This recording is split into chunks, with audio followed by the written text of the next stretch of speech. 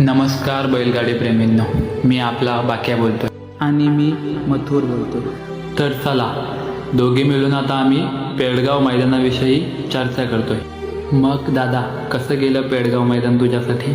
माझं काय, मी तर गुलालात राहिलो, पण तुझ्यासाठी वाईट वाटते बघ माझ्या बारक्या बाबा. हो रे दादा, अक्षरशः पेडगाव मैदान गाजवून सोडलंस. मी घरी जाऊन फायनल पाहिली. कडनी काय पळालायस तू. पण तुला एक प्रश्न विचारू का दादा?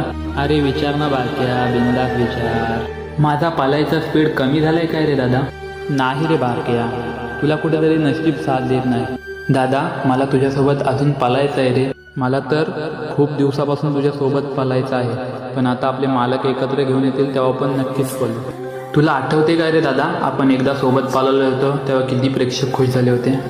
हो, तसंच आता एखादं मोठं मैदान बघून आपण सोबत पळू आणि आपल्या प्रेक्षकांना खुश करू.